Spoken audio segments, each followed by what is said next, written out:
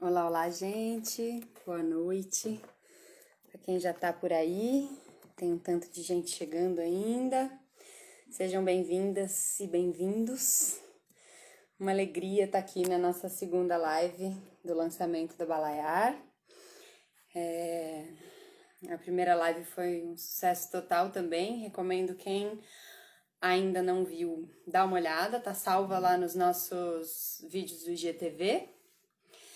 Bom, tempos andam desafiadores, mas a gente vai se reinventando, né?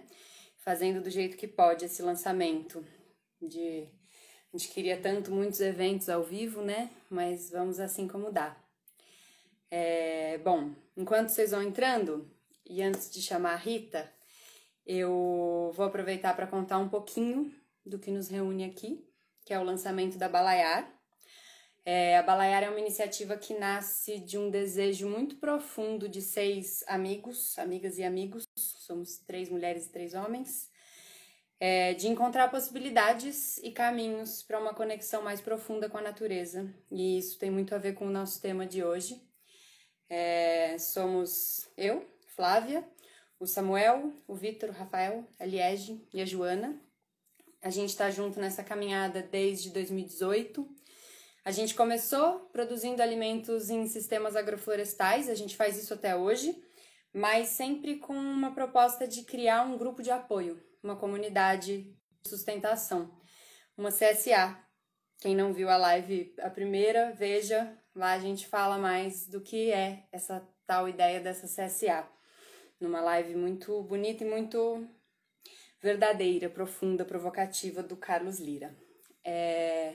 Bom, com o passar do tempo, a gente foi percebendo que para essa comunidade de apoiadores e apoiadoras se formar, a gente precisava de um trabalho muito profundo de sensibilização e reconexão com a natureza. E que não fosse só nosso, mas sim para todas as pessoas dessa rede, né? E é isso, é um pouco sobre isso que a gente vai conversar hoje com a Rita. Então, bora chamar a Rita para entrar aqui com a gente nesse papo bom. Vamos lá. Achar a Rita. Não sei se Rita está aqui ainda. Achei. Rita. E aí, pessoal, enquanto a Rita entra, perguntas, deixem sempre na caixinha com um símbolozinho de pergunta, que aí eu vou fazendo aqui tudo, a mediação para mandar as perguntas para a Rita. Oi, Rita. Oi, Flávia, tudo bem? Tudo Boa bem, e noite, estou você? aqui ainda me Vai ajeitando. ajeitando, é isso aí. Nesse mundo virtual. Tudo certo? Tudo ótimo. Que bom estar aqui com você. E que alegria ter você aqui com a gente, mesmo. Muita alegria mesmo. Prazer enorme para a gente bater esse papo inspirador, que eu já sei que os papos com você são sempre inspiradores. Eu conheço Rita porque eu Obrigada. estou Que fazendo bom. uma pós-graduação maravilhosa que chama, inclusive fiquei pensando que o título da live podia ter sido esse, A Natureza que Somos, e que, putz, trabalha temas muito inspiradores e profundos e acho que muito alinhados com tudo isso que a Balaiar pretende e quer e atua no mundo. É, Rita, hum, começa se vamos lá. apresentando você e contando um pouquinho de quem é você, da sua caminhada até aqui, até onde você está hoje.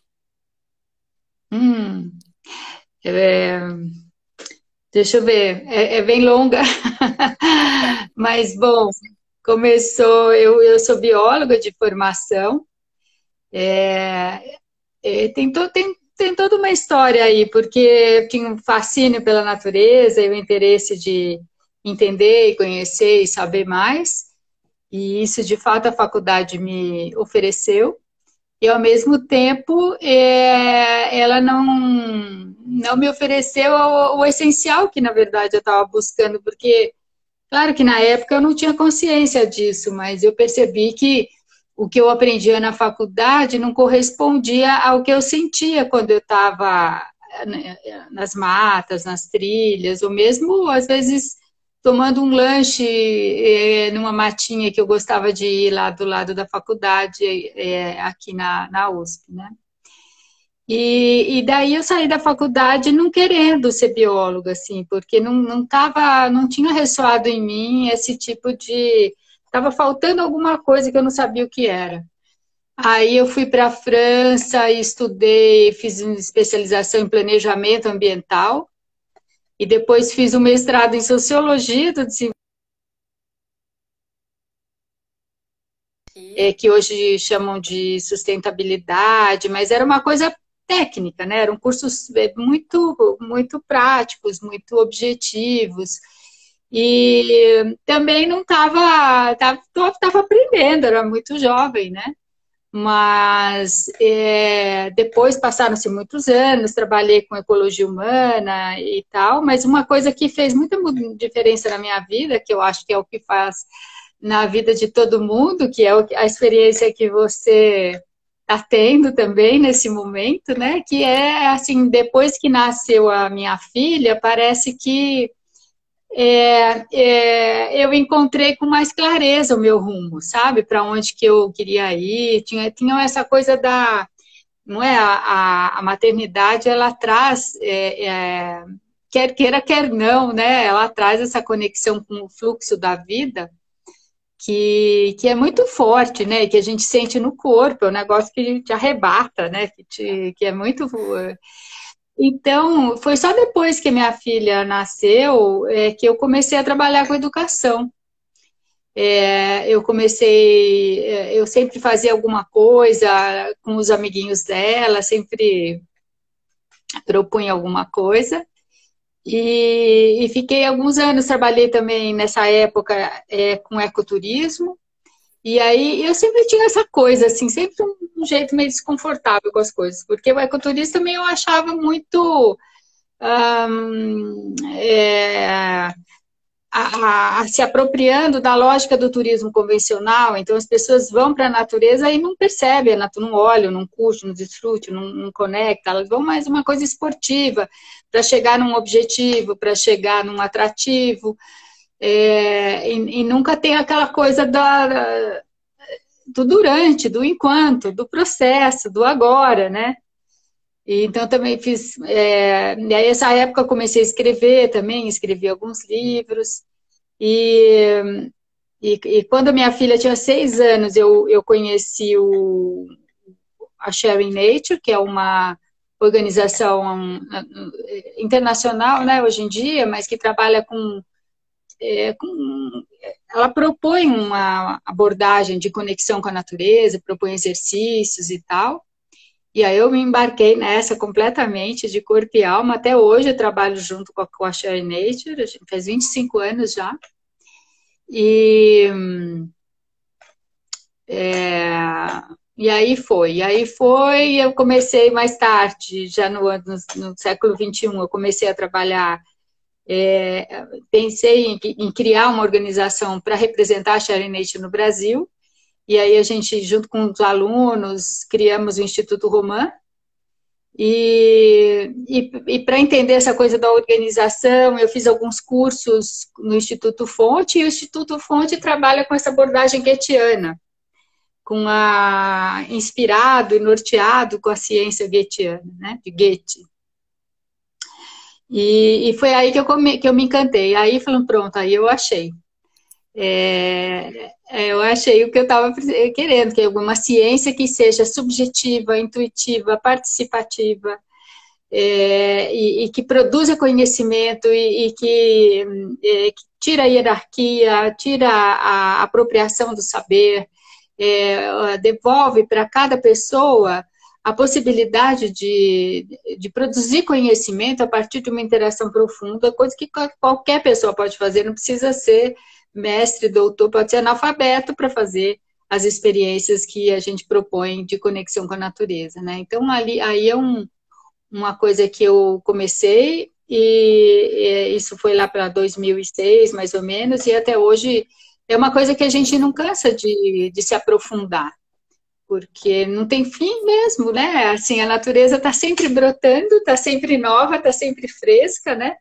em certo sentido, nós também, que também estamos aqui, estamos vivos, estamos fazendo as coisas. Então, é uma coisa de uma vitalidade, de uma leveza e de uma poética, assim, que eu não encontro em outros campos, em outras abordagens. Então,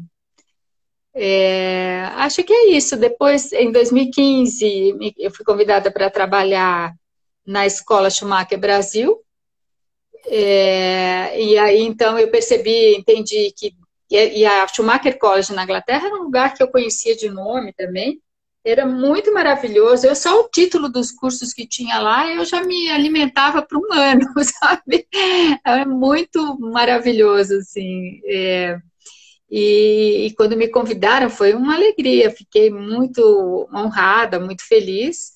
E qual foi a minha surpresa que um dos eixos centrais, dos alicerces, o pilar, né, que conduz toda a maneira de ser e de estar do Schumacher College é a ciência goetheana. Então, tem um filósofo inglês que escreveu muito sobre isso, que é o Henry Bortoft, que é a grande referência, assim. Ele foi professor lá do Schumacher College até ao final da vida dele, né? Então, isso está muito forte, muito presente para mim. Então, atualmente, nós temos, né, junto com a Ana Carol e a Palmira, a gente tem uma plataforma de cursos online, né? E já tinha antes da pandemia, mas depois ficou mais, intensificou, né? Então, a gente tem vários cursos. Tem a Schumacher, que eu sou professora lá e faço parte do coletivo, e do ano passado para cá, essa alegria para mim é uma oportunidade muito preciosa de coordenar, né, de ter idealizado e coordenar esse curso de pós-graduação A Natureza que Somos, porque eu tenho oportunidade de compartilhar com vocês e ver como que vocês lidam com esses conteúdos, que são os conteúdos que com quem eu viajei esses anos todos, né? Desde a minha... Mais dos anos 2000 para cá, assim, que são os conteúdos que eu trago e que a gente compartilha. Então, é muito precioso, eu adoro, eu acho que esse tem sido uma grande realização para mim, profissionalmente, poder... Obrigada, que bom, né? Que estamos juntos, né? A gente, nesse curso, né, a gente aprende junto, né? A gente vai costurando, vai elaborando, né? Um aprendizado vivo, né?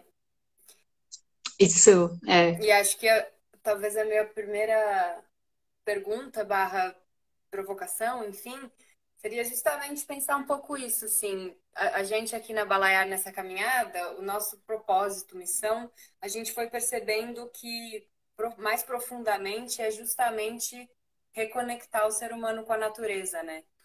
E aí a minha pergunta é como é que você enxerga esse paradigma que a gente vive nos tempos atuais, né? De um sistema que busca crescer infinitamente, olhando para escala, dinheiro, lucro, controle, coisas fixas, e uma natureza que é finita e que cada dia mais, estamos aqui ao vivo, quem sabe por isso, né? No meio de uma pandemia, mostra pra gente que a gente precisa se reconectar com ela, né? Cuidar dela, assim. Como é que você vê esse paradigma? Como é que você enxerga esse momento que vivemos? Olha, quando você me contou que tem esse projeto e depois eu fui conhecer um pouquinho melhor, dei uma olhada no site e depois você me convidou para essa conversa, eu vejo que esse tipo de proposta ele funciona completamente dentro de um outro paradigma, né? Eu acho, quero crer, acho que sim. Claro, porque a gente está completamente imerso nesse mundo que é muito intenso de coisas, né? A gente vive com uma intensidade imensa de coisas, de pensamento, de informação, de tudo, né? E eu acho que para fazer o que vocês estão propondo, você tem inevitavelmente de trabalhar com a circularidade e não com a linearidade, né?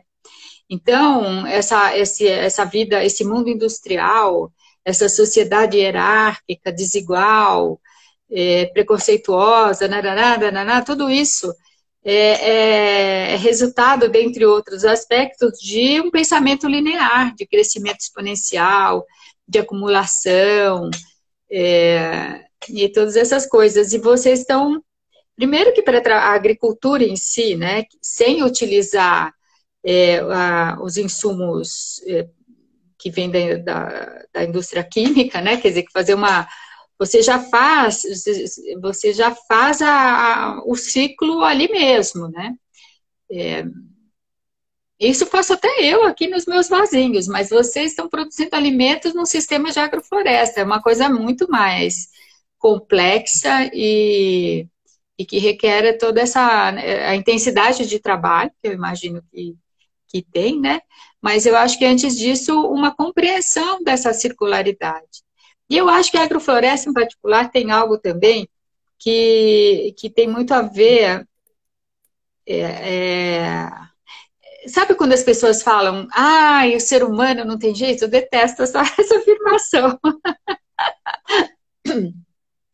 Estou vendo que o Zé Antônio Baquim entrou aqui e eu converso muito com ele sobre isso. Eu acho justamente que a agrofloresta, ela não faz só uma conservação, né? Ela, por meio da inteligência humana, ela intensifica a produtividade natural da natureza. Então, eu acho que é de coisas desse tipo que honram a nossa existência como espécie, sabe? Entre outras coisas também, né? Mas eu acho que a inteligência humana ela é muito preciosa para a Terra. Ela não deveria estar sendo usada para mesquinharias ou para...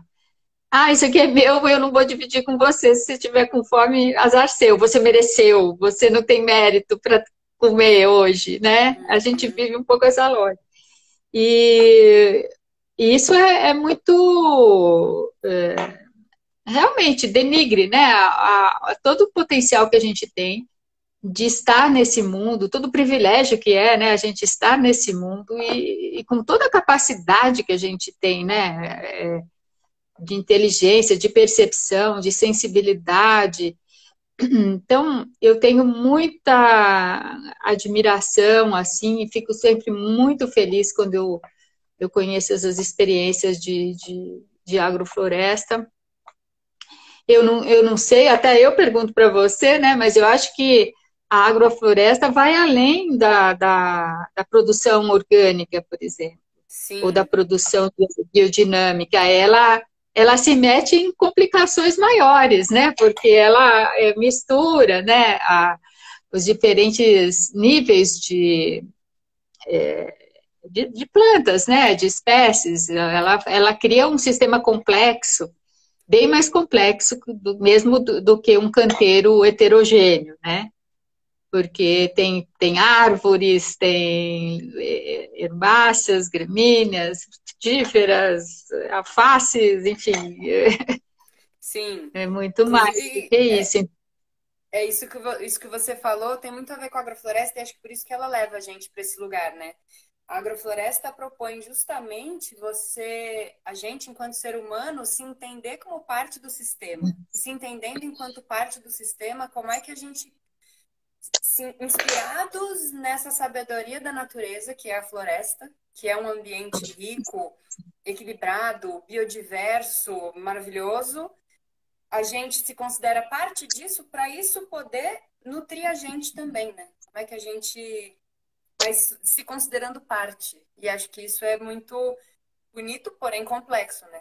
Que por É, quê? Porque vira esse paradigma realmente, né? E que é essa questão que fica pulsando e pulsa muito na gente.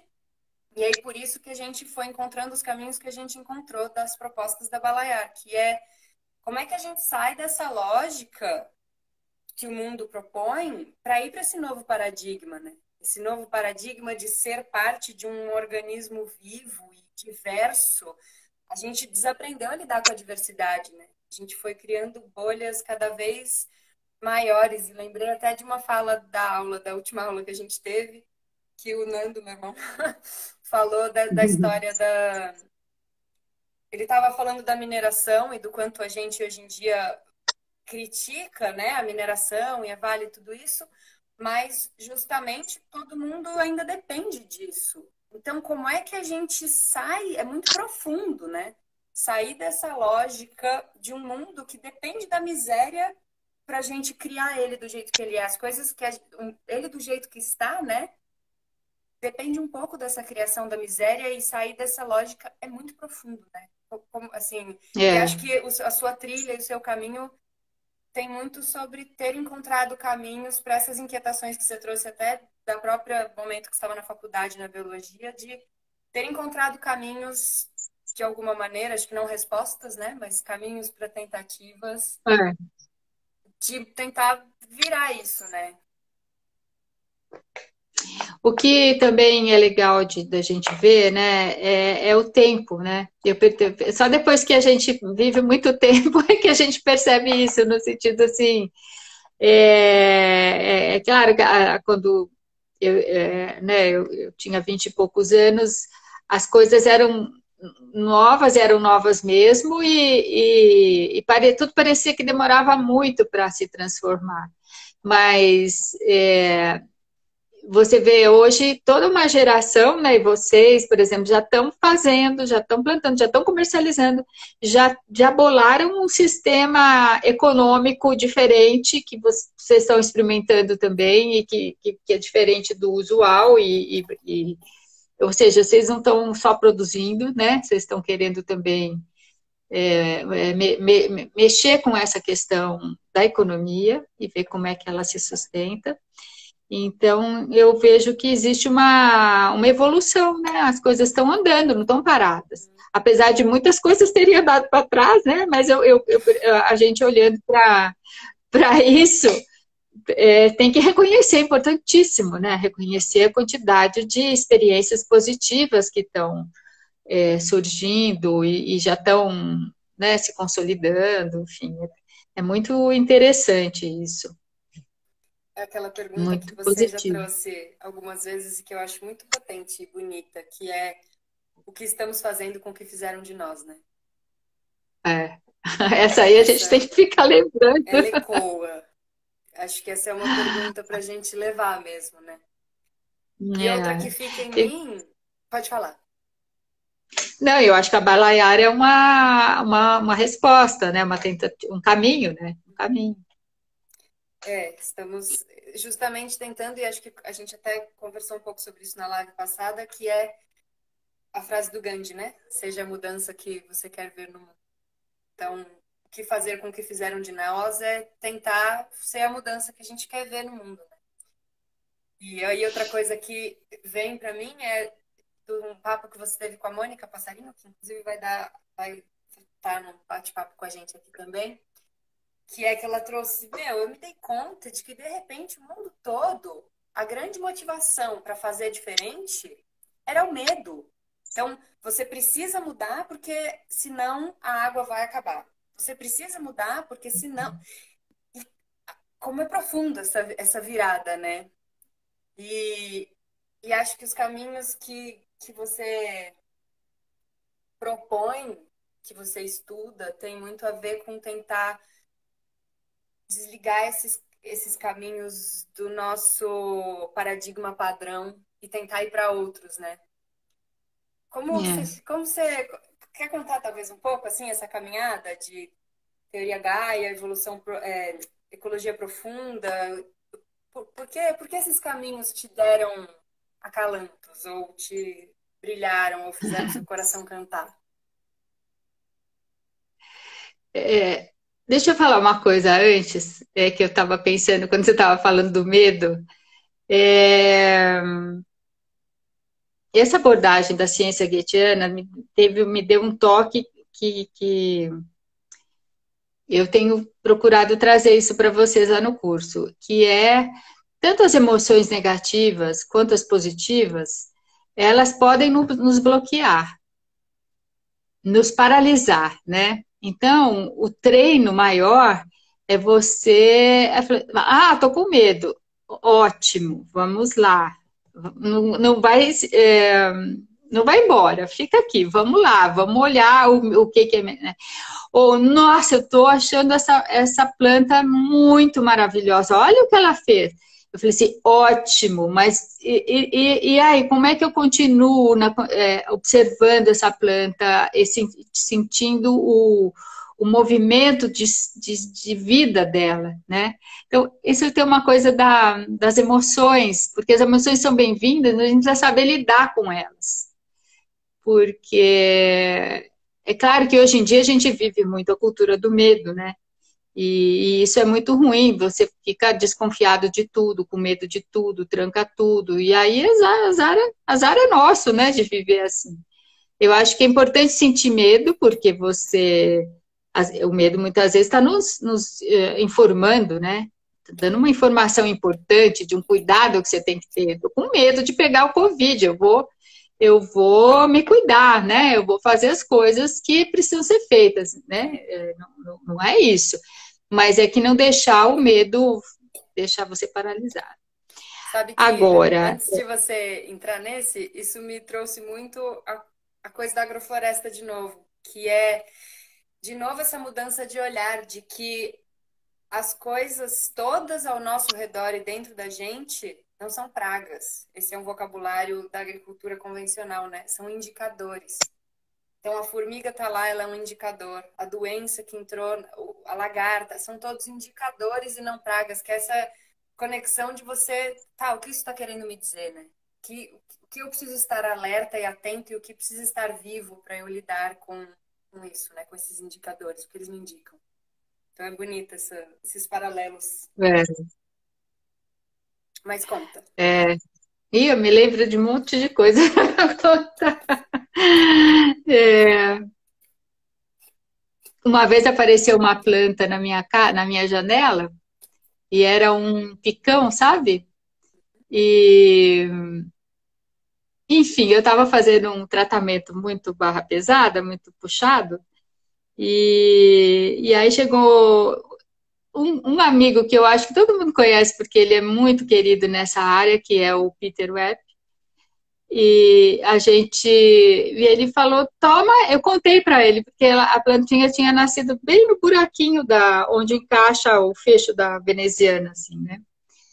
E aí eu contei para ele, ele falou, toma, ela tá falando para você que você tá precisando dela, ela tá aqui, ela se mostrou para você.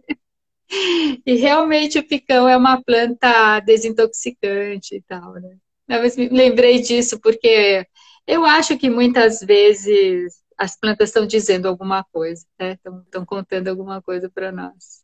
Tem quem diga isso, E, né? Que a hã? planta que nasce. Tem quem diga que a planta que nasce no nosso jardim é a que a gente está precisando. Então, indicadores É, interrelacionados, né? Que elas têm essa conexão. Já ouvi dizer tanto isso.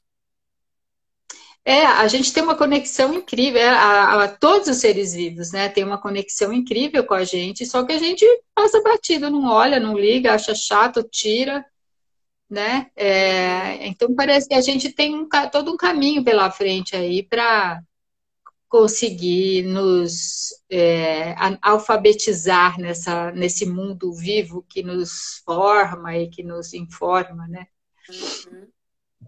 Uhum. Mas olha, eu estou deixando umas perguntas para trás aí, coisa que você tinha perguntado. Ah, Ah, eu você tinha falei perguntado. do seu caminho das. Pode ir. Lembrou. Não, você tinha perguntado da teoria de Gaia. Não Eu era tinha isso que você queria que eu perguntado na sua caminhada, quais referências você encontrou, quais teorias vivas, né, você encontrou e por que, assim, conta um pouco sobre elas e como elas pulsaram dentro de você, acho que te alimentando nesse lugar que você sentia falta durante o tempo de faculdade e tal. Hum. 15, 20 anos atrás, eu estudei bastante na Associação Palas Atena, que é uma escola de filosofia, e a partir daí estudamos muito Humberto Maturana, Francisco Varela, que é a Biologia do Amar, né? Ali já começou bastante forte para mim a,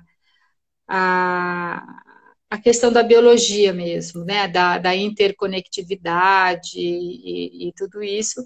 Tanto é que eu publiquei em 2005 um livro chamado Conservar e Criar, que esse livro ele traz uma síntese um pouco daquilo que estava vivo para mim naquela época, tanto em termos teóricos, né, conceituais, quanto em termos de práticas. Então, tem muitas práticas nesse livro também. Mas a teoria de Gaia é um aprendizado mais recente para mim, e eu faço questão de dar aula, depois eu chamo outros professores para complementar, porque eu não sou cientista, né? Mas eu gosto muito de falar sobre a teoria de Gaia, porque justamente é uma teoria que vem da ciência, ou seja, que vem de um lugar da compartimentação, né? Do cartesianismo, da linearidade, mas por um cientista genial, mas outros antes dele já tinham cantado a bola, né? E o James Lovelock, chegou a essa conclusão de uma integralidade, de uma coisa se autoformando o tempo todo, né? Quer dizer, que como se a gente é unidade e é totalidade o tempo todo, a gente está a gente é a lagarta, né? A Terra é a lagarta e nós somos as borboletas, né? E aí a Terra vai, e as borboletas, e as terras, quer dizer, cada ser vivo, né? A Terra está o tempo inteiro metabolizando isso. Então, isso é de uma beleza, e eu não consigo imaginar, entender, olhar para a Terra de outro jeito, sabe? Para mim está tudo o tempo todo, né? Está tudo se movendo, está tudo se relacionando, interagindo, em diversos níveis, desde o nível da substância, do carbono, do hidrogênio, do oxigênio, quanto dos níveis das formas orgânicas, né? E quanto o nível de mais sutis mesmo, de linguagens, de conexões mais invisíveis, mas que estão acontecendo também. A mesma proposta da ecologia profunda, que a gente vai entrar em breve no curso, que é a questão de tirar esse peso do antropocentrismo, né? Que a gente fica, que tudo é humano, sair um pouco do humano e nos perceber como parte, como você falou no início, né? Nos perceber como parte desse sistema todo, porque a gente não está conseguindo sustentar o argumento de que nós somos os mais bacanas de todos. Eu acho que nós somos um imenso potencial, uma maravilha o ser humano, eu acho uma coisa incrível. Mas a gente precisa seguir o caminho, né? Assim, fazer jus ao nome. Sim, com certeza. E dentro disso, quais práticas você encontrou, tanto para você mesma, acho que quanto para dar sentido, né, para as atividades, assim, para o que você propõe, para se conectar com isso, assim, se conectar com esse fato de que ser humano é natureza e de que os processos são vivos, né? Quais chavinhas eu preciso mudar dentro de mim? Assim, quais práticas você encontrou para isso, para vivenciar isso, para praticar isso? Eu acho que a primeira, assim, e é geral para todas as outras, é o olhar. É como eu olho, como é que eu percebo o mundo, como é que eu posso olhar sem dar por visto, sabe? Assim, esses exercícios que nós temos feito, né? Como é que eu olho para uma planta e vejo que tem muito mais para eu perceber, né? E é um olhar de corpo inteiro, não é só com os olhos, né? A gente vai inteiro para isso. Eu acho que em termos práticos, quais são os exercícios, quais são as atividades que nos ajudam a olhar, que nos ajudam a...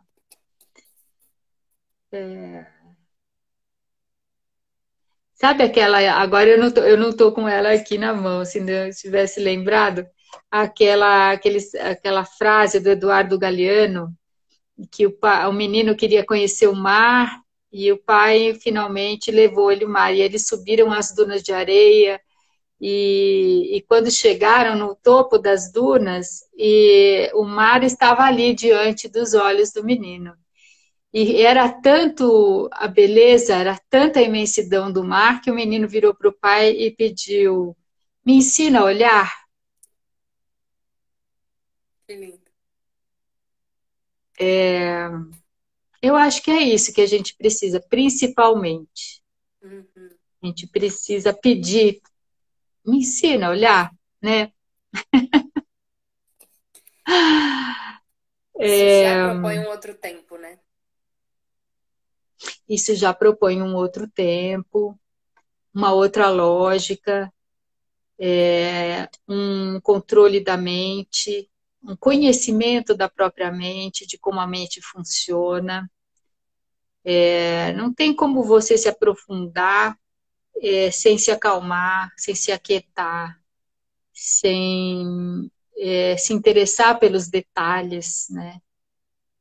Sem entrar no tempo de transformação que está acontecendo, né? Você sabe que está acontecendo, e é uma coisa incrível você poder entrar em contato com o tempo de transformação de uma planta, depois, né, de uma barriga, você está, né, de uma barriga crescendo, de uma criança, sabe? Tudo isso tem um tempo, é outra coisa, não tem motivo para a gente ter tanta pressa, sabe? Não tem a não ser que seja para se colocar a serviço de um sistema capitalista, que quer produzir produtos, que as pessoas precisam consumir. Isso vai longe, essa conversa, até vai expandir para a educação, vai, né, para a questão da profissão, que tipo de coisa que você vai fazer para gerar um outro mundo, né?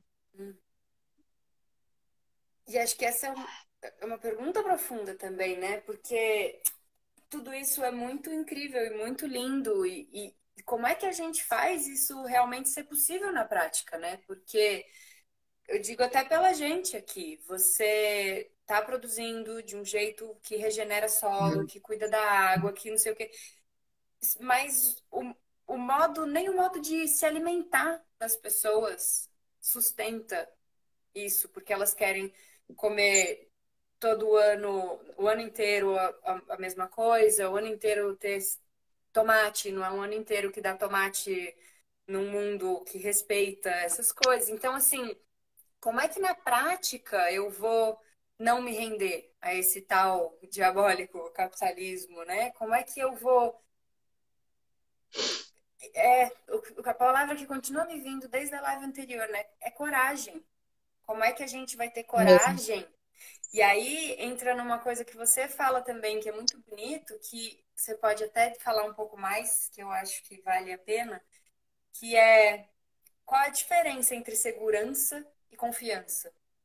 Porque eu sinto que a gente tem precisado entender essa diferença e caminhar para confiança, né? Fala mais disso, que eu adoro como você fala disso. E esse aí é um assunto imenso, né? Como todos os outros. Acho que vocês podem dar essa resposta, né? Conforme vocês estão produzindo, vocês estão confiando na terra, né? Eu acho que quando você está querendo ter segurança, quer dizer que você não quer risco, aí você pega e põe o veneno lá que garante, entendeu? Pelo menos aquela colheita garante, não é? Então você está lidando já com essa ideia de confiar na terra. Eu acho isso. A gente fala muito na educação infantil, né? Porque as pessoas falam, não faz isso, cuidado. Claro, depende da idade da criança, né? Se tiver 1 ano. Mas mesmo assim, né? Você vê, os indígenas não fazem assim. Eles ficam olhando, a criança chega até pertinho da fogueira. É ele que vai se dar conta do que pode e do que não pode, né? E a gente fica muito nessa superproteção e tira a oportunidade da criança de ter as experiências, né? Às vezes, assim, não deixa a criança subir na árvore porque ela pode cair. Ela efetivamente pode cair. E pode quebrar o braço, e pode quebrar a perna, pode. Mas, se ela puder ter autonomia para ir testando o próprio corpo, sentindo o peso, o equilíbrio, tá? E ir aos poucos, no ritmo dela, conforme ela puder, se não tiver nenhum adulto atrapalhando, ela não vai cair, sabe? Ela vai saber se o galho está mole. Você pode instruir a criança. Se o galho tem um risco de quebrar e cair, aí sim. Mas não ficar falando, cuidado! Você fica projetando na criança o seu próprio medo, né? Então é uma questão muito difícil mesmo, como você falou, porque, no fundo, essa geração que está construindo o mundo para a próxima, né? E essa geração tá já reproduzindo aquilo que ela recebeu na infância ou durante a vida. Então, aí esse processo de mudança é lento, né? Ele não é... Eu talvez, não sei, mas talvez uma coisa tão dramática como essa que a gente está vivendo agora, com a pandemia, talvez ela leve a processos de mudança mais rápidos, talvez. Mas também, às vezes, ela pode só vivendo e observando, né? Também pode fazer voltar para trás muita coisa, né? Muitas conquistas que tinham sido feitas voltaram para trás, mas aí também não é só por conta da pandemia. Rita, a gente tem uma pergunta aqui que é ótima. E que eu vou adicionar uma provocação junto dela, que é do projeto Encontros na Fazenda, que é como a gente respeita esse tempo e se mantém dentro do sistema. Aí a minha provocação é, você acha possível? E você acha desejável? Acho que a gente vai ter experiência de tudo quanto é tipo, né? Tem muita coisa que se fala... por isso, a própria a ecologia, o movimento ecológico, tudo isso, muitas vezes ele está muito mais a serviço de se manter o sistema do que transformá-lo, né?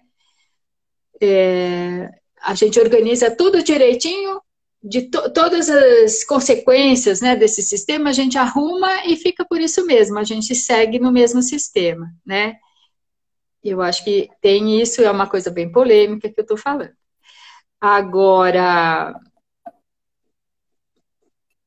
tem uma coisa que acho que era o Sócrates que falava, né, sobre a questão do tempo, por exemplo, se você está, não sei se é a parte, não é, que tem esse nome aí? Eu acho que é. Talvez, não sei.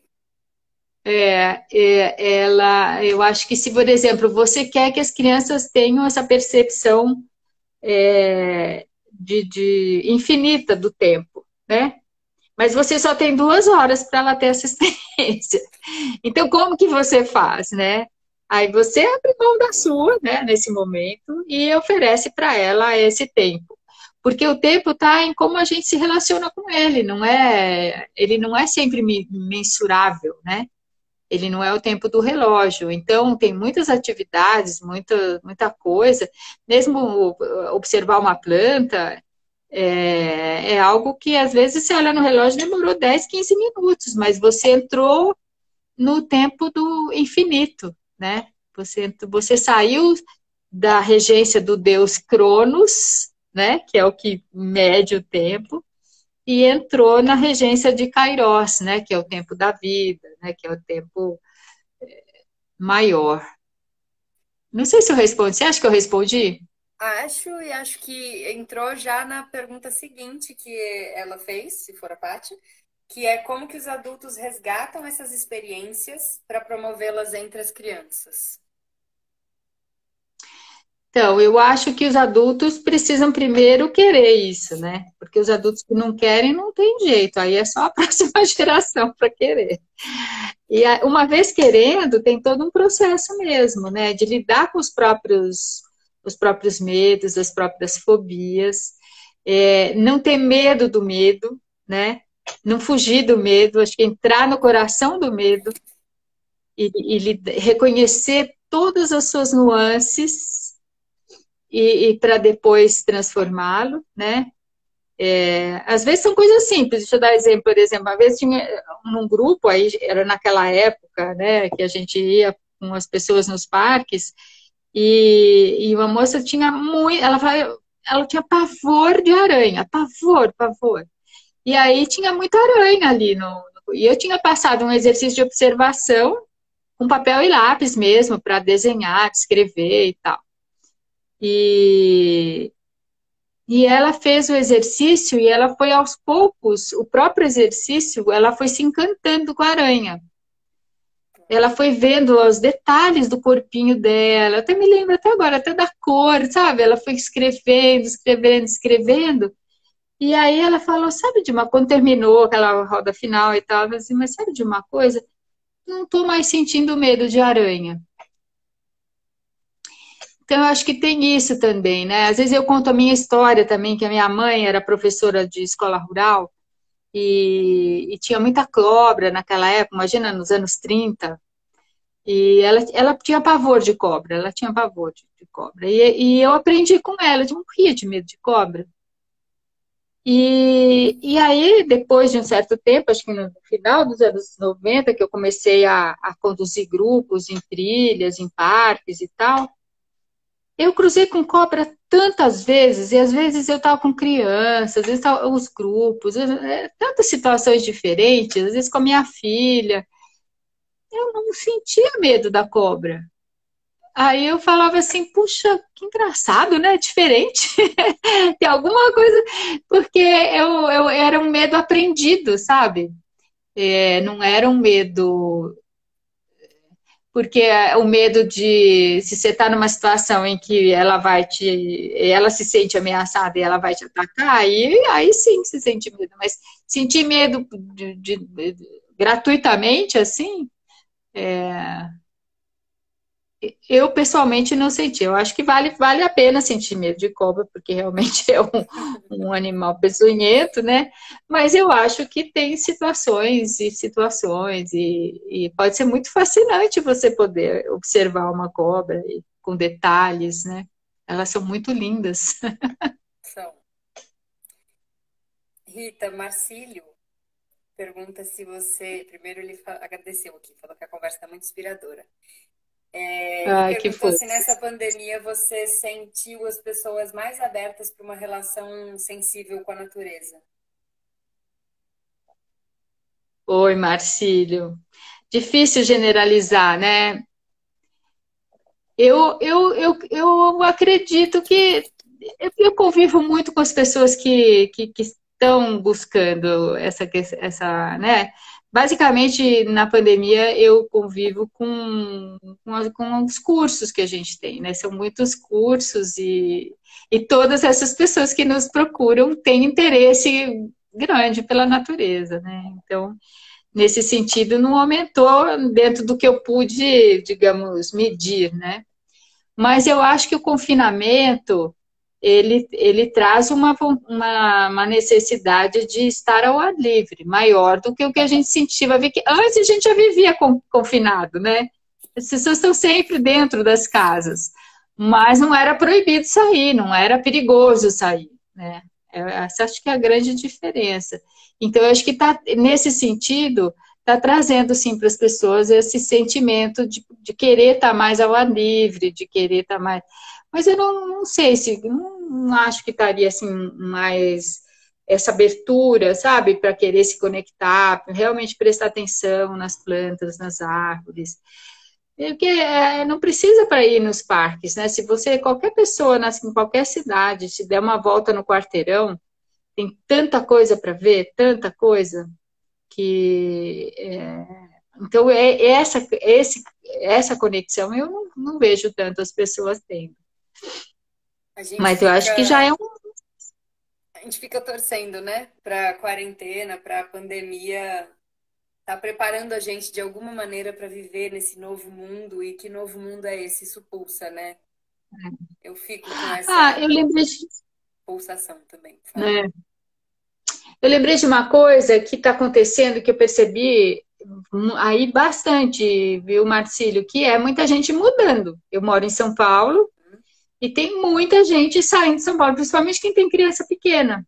É, Porque realmente, imagina, né, você ficar aqui com criança pequena que não pode ir na escola, gente, é muito puxado, né? É muito difícil. Mas eu, nesse sentido, eu acho que dá até para contabilizar dentro do meu pequeno universo, muita gente saindo da cidade e indo para sítios, ou para cidades pequenas. Então, nesse sentido, vai aumentar. Eu acho que nós temos uma questão que está por trás disso tudo, é o pensamento do colonizado, sabe? Porque se você pensar, se você vai lá nas terras dos colonizadores, as pessoas adoram natureza, tem muitas práticas ao ar livre, fazem muita coisa. E aqui, por algum motivo, acho que talvez pela nossa história ter sido construída a partir da destruição das florestas, nós geramos um afastamento maior do que até a própria tendência internacional, digamos.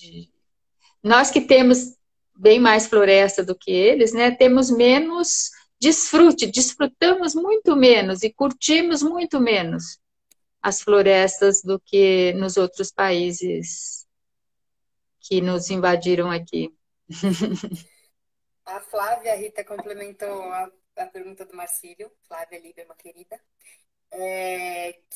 Tem muita gente que não tem condições, né? Que assim, para sair é um risco, é ônibus, é tudo isso. Se você indicaria alguma, assim, o que elas podem fazer e experienciar, se algo pode ser feito mesmo com esse limite, assim. É, olha,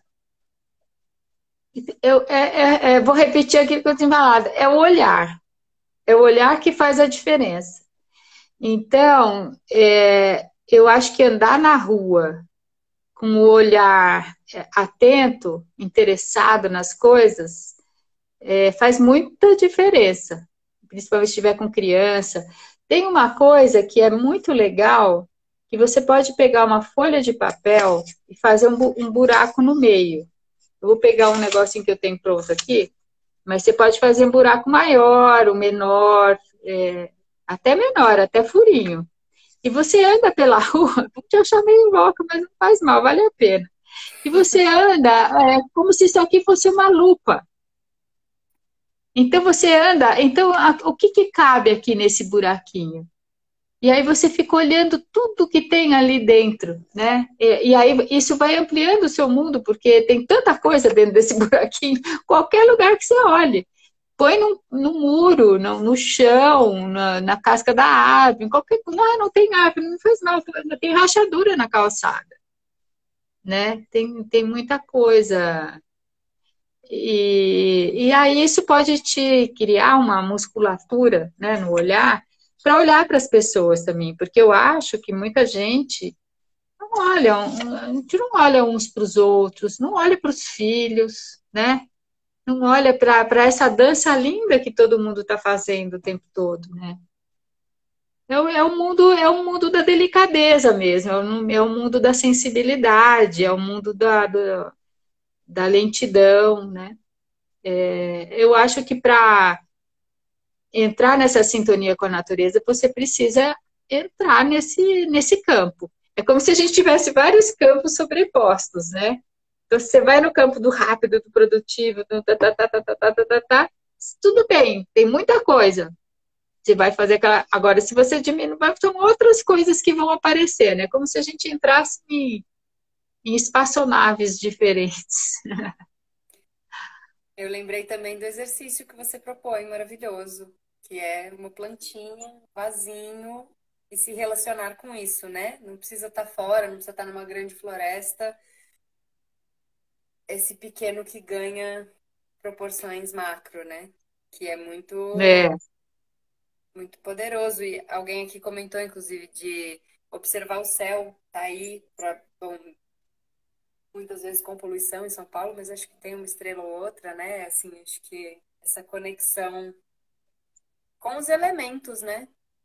Acho que isso é muito É. rico Não, o céu diurno, né? São Paulo é melhor do que a também. noturna, não tem tanto, não dá tanto para ver, só a lua, né? Sim, Mas o céu diurno em São Paulo é muito bonito, as sim, nuvens. Tem uma, você poderia, se a gente soubesse falar a linguagem das nuvens, a gente ficaria falando o dia inteiro, porque elas estão o tempo todo, né? Elas estão se sim. movimentando.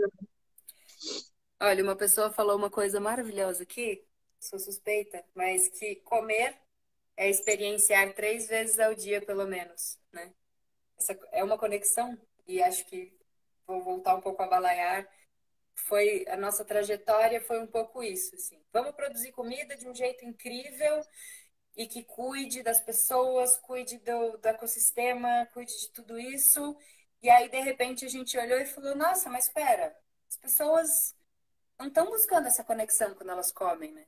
E como é que a gente desperta isso nos outros, na gente mesmo, de se conectar com o ciclo, se conectar com o que a terra deu, com o que a terra dá, com esse cultivo, mesmo que você não tenha, que não seja você que planta, né? Que não seja você que cultiva, e que colhe, essa conexão está no nosso prato, né? A cada dia, e é uma via direta, e amém, esteja no prato de todos 3 vezes ao dia. A gente sabe que não é a É, realidade, e acho que por é. isso por isso a proposta da Balaiar, assim, também foram algumas coisas que foram pulsando dentro da gente mesmo. Uma delas foi essa de como é que a gente vai sensibilizar as pessoas para essa conexão, para elas poderem serem realmente sustentadoras e investidoras, que o modo de vida delas seja investidor um mundo um pouco mais abundante, um pouco mais generoso e cuidadoso com essa natureza que nos sustenta. E como é que a gente vai fazer isso não ser um privilégio? Comer não pode ser um privilégio, né? Comer bem não Não pode ser um podia. privilégio. Então, e aí é essa coragem de desafiar o sistema econômico também, que eu acho que é dos últimos, né? Dos mais difíceis, e dizer, pera, quem tem menos pode pagar menos, quem tem mais pode pagar mais, a gente precisa fechar uma conta, porque esse é o mundo que a gente vive, mas coletivamente a gente pode se cuidar nessa diversidade de rendas, inclusive, né? Esse é o É, desafio que estamos nos propondo, quer dizer, e vos propondo também.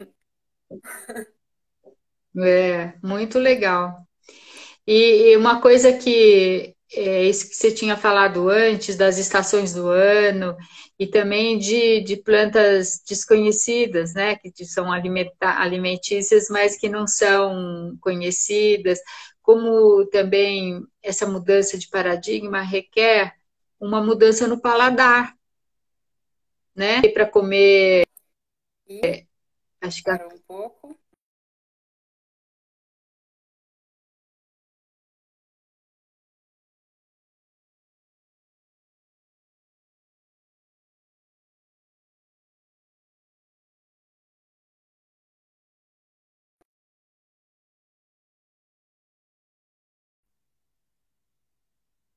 voltou. Você Fala, essa tinha me mudança ouvido? do Me paladar. ouviu? Eu parei, eu acho que eu que caí, mas acho que parou os Ah, dois. tá bom. Eu acho que é isso também. Tem muita coisa que a gente foi, ao longo do tempo, acostumando o paladar e, né, chega um extremo das pessoas colocarem ketchup em tudo, Uhum, o que já está bem longe do meu universo, mas eu tenho uma amiga, a Cláudia Matos, é até aniversário dela hoje. E ela lida com um monte de frutas e coisas muito diferentes, sabe? E às vezes eu vou experimentar e acho azedo, acho ruim. É tipo, meu sim, paladar precisa de um aprendizado, né? A gente tem que trazer essa diversidade também para o paladar, né? Senão a gente come para tudo tudo. igual. E assim, então, assim como para o olhar, todos os sentidos a gente precisa cuidar melhor deles, porque não é engraçado você pensar em termos de natureza humana? Se você se aprimora o olhar vai sempre se aprimorando, sinal que você tem capacidade de aprimorar o olhar. Mesma coisa para o paladar, o olfato, a audição, o tato, né? Tudo Sim. pode ser, tudo pode crescer. Para mim essa experiência foi bem interessante aqui. Eu nunca fui muito de ter frescura para comer, mas ainda assim tinha algumas coisas que era assim, coentro, por exemplo, não gosto. Hoje em dia, adoro. E sei lá, se eu, como que eu criei essa relação, né? A gente vai ter, inclusive, uma live no dia 3 de maio sobre as punks, né? As plantas alimentícias não convencionais. Imagino que a Ilbat, que é quem vai estar no papo com a gente, querida maravilhosa, vai falar, mas ela traz esses dados de qual é a quantidade de espécies comestíveis que a gente tem disponível. E dessas, que eu não vou lembrar o número agora, mas que é gigantesca, 30 mil, é uma coisa gigante, mas não confiem nos meus dados. Vejam a live dia 5, dia 3 do 5. É, melhor. Que são 5 os alimentos que compõem 80% da nossa nutrição. Então, a gente Do foi mundo. do mundo. E a gente foi. Que são basicamente os grãos, né? É trigo, é milho. Nossa, na hora que esse dado bate em você, você fala: Meu Deus, como é que a gente se deixou chegar aí? E, para mim, o mais bonito é como é que eu vou me provocar os meus sentidos, para eu ser, na minha prática, co-criadora de um mundo mais biodiverso, por exemplo. Porque Pois eu é. preciso comer diversidade, porque se eu não demandar, pensando um pouco até na pergunta do Marcílio, como eu me mantenho no sistema e saio do sistema, né? Que não sei se dá, mas eu não vou conseguir estimular um agricultor, uma agricultora a produzir com diversidade se eu não como diversidade. Se eu não topo a diversidade na minha geladeira, na minha casa, na minha comida, no meu prato. Então, Claro. como é que eu sou investidora desses sistemas mais abundantes, mais biodiversos? Acho que essa é uma pergunta, né, que fica. É. Que tem que ter abertura, né, da pessoa e tem que ter também as pessoas como vocês que estão educando, né, que estão produzindo Uhum. coisas que as pessoas não conhecem e a partir daí elas vão conhecendo, vão se interessando, né? É muito rico isso, é muito bacana. Eu aqui na minha casa, eu tenho o privilégio, eu tenho uma vizinha que é bem conhecida nessa área das punks, que é a Neide Rigo. Sim. E caminhando com ela aqui pelo bairro, nossa, é uma quantidade imensa de plantas, de punks que tem, né? Daria para a gente se alimentar, não precisaria comprar verdura, que eu não sei reconhecer, fui só uma vez com ela, Uhum. mas tem coisas incríveis na rachadura das calçadas. É, o estudo das punks é impressionante. Tem estudos, né, de vamos alimentar, não precisamos mais comprar. Ai, gente, estamos chegando no nosso tempo. Se vocês tiverem mais. Ih, será que vai cair de novo? É, tá ameaçando. Tá. Então vamos talvez encerrar, mas se vocês Tá tiverem bom. mais perguntas ou comentários, Rita, se quiser falar alguma coisa, acho que foram muitas inspirações, Aí né, eu que a gente queria agradecer o convite, a oportunidade desse bate-papo e desejar vida longa para Balaiar. que assim seja para Balaiar e para todos nós que vamos tentando com coragem É, aceitar o medo e seguir em frente mesmo assim, é, né? Para ver é, que mundos brotam, né? Emergem dessa coragem e desse novo jeito de tentar se relacionar com tudo isso, né? E vamos acreditar, Marcílio, que a pandemia vai trazer essas mudanças e esses insights e esses despertares para a gente, enquanto sociedade, perceber que o mundo do jeito que a gente criou, acho que não se sustenta, né? Então, não. vamos tentando criar Ele- vias, atalhos. é. Já estão no caminho. Todos nós. Vamos que vamos. Rita, muito obrigada. Sempre uma delícia e um Imagina. privilégio te ouvir e ter você para bater um papo. E, pessoal, espero que vocês tenham Imagina. gostado. Segunda tem mais. Estamos aí de segunda, quarta e sexta, semana que vem e na outra. Maravilha, Acompanhem muito a bom. agenda. E quem não viu o vídeo da Balaiara ainda, ou quem, enfim, quiser, quero me associar, quero saber mais, tem o site www.balaiara.com e lá, inclusive, vem uma janelinha que pula, se você quiser, tipo, quero saber mais, assim que lançar me avisa, você deixa os seus dados lá. Muito legal. O vídeo tá lindo, vale muito a Ai, pena. que bom. Foi um presente lindo do Rafael do curso, da Pertinho, que é uma parceira aqui também que faz um trabalho lindo. Muito bom. Então, boa Maravilhoso, noite a querida. Boa noite. todos e todas e nos vemos. Sim, Um beijo. beijos.